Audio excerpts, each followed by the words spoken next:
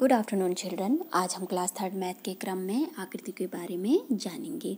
आप देख रहे होंगे ये एक चार्ट है और चार्ट पे तरह तरह की आकृतियाँ बनी हैं। इस तरीके की आकृति आप अपने घर में भी बना सकते हैं, जैसे माचिस की तीलियों से या झाड़ू की सीखों से। तो आप अपने घर में इनको बनाने की कोशिश करेंगे। ओके, तो हम आकृतियों के बारे में कुछ और जानने की कोशिश करेंगे। ओके, आकृति यानी शेप्स। आप देख रहे होंगे कि इस जो ये आकृतियाँ हैं ये मैंने ईयरबड से तैयार की हैं। ओके, तो आप पहली आकृति देखिए, इसमें मैंने कितनी ईयरबड यूज़ करी है? 3। ओके, तो यानी कि इसकी 3 साइड से या 3 भुजाएं हैं, तो 3 भुजाओं की इस प्रकार की बंद आकृति क्या कहलाती है? त्रिभुज। आप इसे ट्रायंगल भी कह सकते हैं और त्रिभुजाकार भी कह सकते हैं। अब नेक्स्ट शेप है, इसमें आप देखेंगे कि मैंने इसको बनाने में 4 ईयरबड को यूज किया है और सारे की सारी क्या है? इक्वल हैं, बराबर हैं। तो इस तरीके की बराबर 4 भुजाओं वाली जो बंद आकृति है ये वर्ग कहलाती है। तो आप इसे स्क्वायर भी कह सकते हैं और इस तरीके की आकृति वर्गाकार कहलाती है। ओके, और ये वाली आकृति आप देखेंगे, इसमें भी 4 भुजाएं हैं, लेकिन जो लंबाई है इस आकृति की वो चौड़ाई की अपेक्षा कुछ ज़्यादा है और इसकी आमने सामने की भुजाएं क्या हैं? बराबर हैं।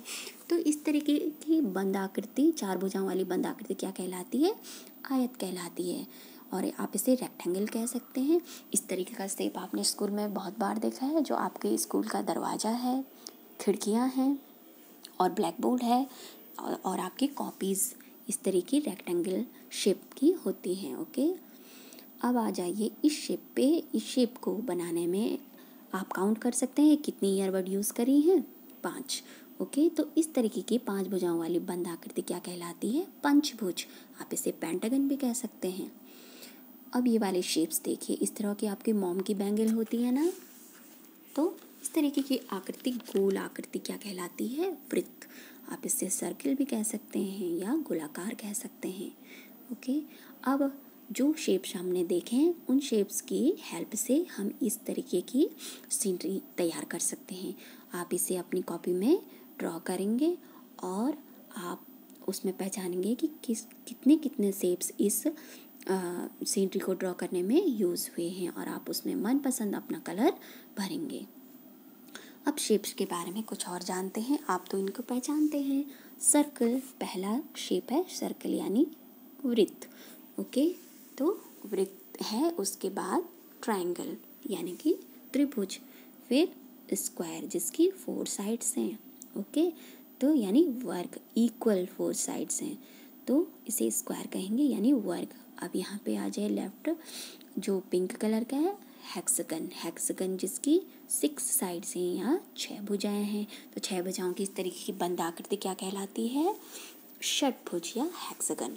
आप देख रहे होंगे ग्रीन कलर का एक ओवल शेप भी है। ओवल यानी अंडाकार। आपने एग तो देखा है ना, तो सेम दैट ये वही शेप है। ओके, इसे ओवल कहेंगे या अंडाकार। अब इधर राइट की तरफ आ जाइए, डार्क पर्पल कलर का है, ये है रोम्बस। रोम्बस यानी कि समचतुर्भुज। तो इस तरीके की बंद आकृति क्या कहलाती है? समचतुर्भुज। ओके, यहाँ पे आ गया, लेफ्ट की तरफ आ जाइए डाउन में, ट्रेफिजॉइड्स। ट्रेफिजॉइड्स यानी कि समलम चतुर्भुज। और उसके बाद ये पेंटागन को तो आप पहचानते हैं, जिसकी 5 भुजाएं हैं। फिर है ऑक्टागन राइट हैंड साइड की तरफ, और ऑक्टागन यानी कि इसकी 8 भुजाएं हैं।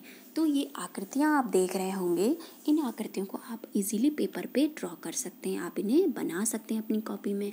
तो जो ये आकृतियाँ जो समतल एरिया में बनती हैं या जो समतल आकारों की ये आकृतियाँ हैं, इन्हें क्या कहेंगे? हम द्विविमीय आकृतियाँ कहेंगे, यानी कि 2 डायमेंशियल या द्विआयामी आकृतियाँ। यानी कि इसमें मापन के लिए सिर्फ लंबाई और चौड़ाई होती हैं। ओके, जैसे आपने आपका स्कूल का फील्ड देखा होगा या आपके घर के खेत देखे होंगे, तो मापन के लिए सिर्फ लंबाई चौड़ाई यूज़ होती हैं। ओके, तो इस तरीके की समतल आकारों की आकृति क्या कहलाती हैं? 2D या 2 डायमेंशियल या द्विविमीय या द्विआयामी आकृतियाँ आप इनको कहेंगे। और अब हम इन आकृतियों के बारे में डिटेल में पढ़ेंगे। यहाँ पे आ गए 2D शेप्स। 2D शेप्स यानी कि 2 डायमेंशियल या द्विआयामी आकृतियाँ।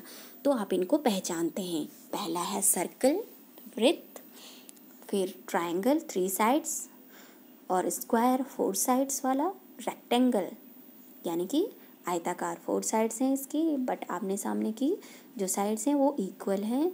फिर आ गया पेंटागन, पंचभुज, हेक्सागन, षटभुज, और फिर है हेप्टागन, इसकी 7 साइड्स हैं यानी 7 भुजाएं हैं। ऑक्टागन यानी अष्टभुज जिसकी 8 भुजाएं हैं। नैनागन यानी कि 9 भुज और इसकी 9 साइड्स हैं यानी कि 9 भुजाओं की बंद आकृति नैनागन है। ओके, फिर है डेकागन यानी कि जिसकी 10 भुजाएं हैं। तो 10 भुजाओं की ये बंद आकृति क्या कहलाएगी?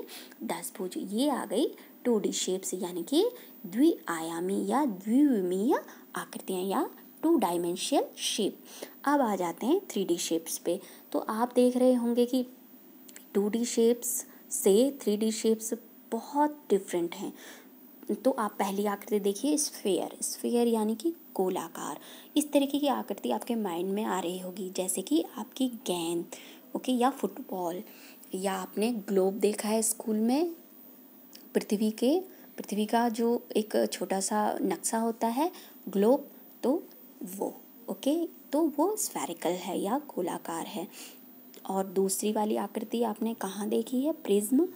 तो आप देख रहे होंगे आपके गांव के जो घर हैं, तो घर के छत के निचला वाला हिस्सा होता है तो प्रिज्म के आकार का है। ओके, और तीसरा है क्यूबॉइड।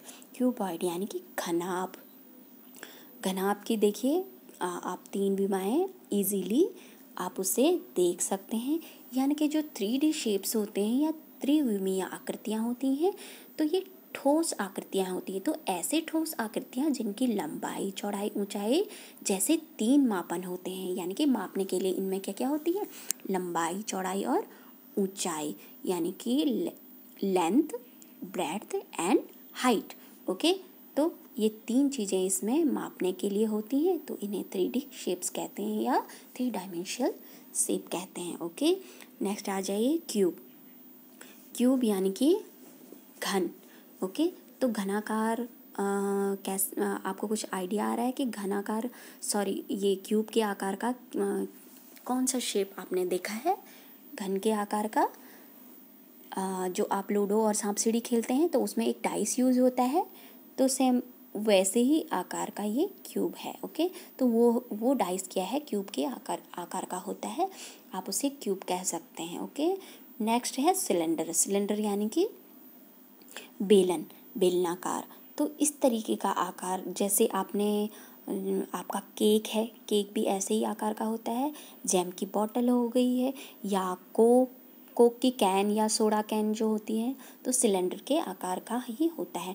और आपके घर में जो रोटी बनाने वाला बेलन है वो भी तो यही है ना, सिलेंडर के आकार का। ओके, नेक्स्ट है पिरामिड। तो ये पिरामिड के आकार का, जैसे आपने पेपर वेट देखा है ना, तो वो। नेक्स्ट है कोन। कोन यानी कि शंकु। तो शंकु के आकार की कोई आकृति आपके माइंड में आ रही है? जैसे आपकी बर्थडे केक, या गाजर। गाजर भी तो कोन के आकार की होती है, आपने गौर किया कभी? हाँ, तो ऐसी ठोस आकृतियाँ जिनके मापन के लिए लंबाई, चौड़ाई और ऊंचाई होती हैं, ये कहलाती हैं त्रिविमीय या त्रिआयामी वस्तुएं या 3 डायमेंशियल शेप, आप इन्हें कह सकते हैं। यहाँ पे देखेंगे आप कुछ 3D शेप्स मैंने आपके लिए छोड़े हैं पहचानने के लिए, आप इन्हें पहचानेंगे। और यहाँ पे कुछ आकृतियाँ तैयार की गई हैं जो 2D और 3D शेप्स को यूज़ करके बनी हैं। आप इन्हें पहचानेंगे कि कौन सी 2D आकृतियाँ या द्विविमीय आकृतियाँ हैं और कौन सी त्रिविमीय आकृतियाँ हैं। और यहाँ पे भी कुछ शेप्स में ये देखिए आप तैयार करे हुए हैं, आप इन्हें पहचानेंगे। ओके।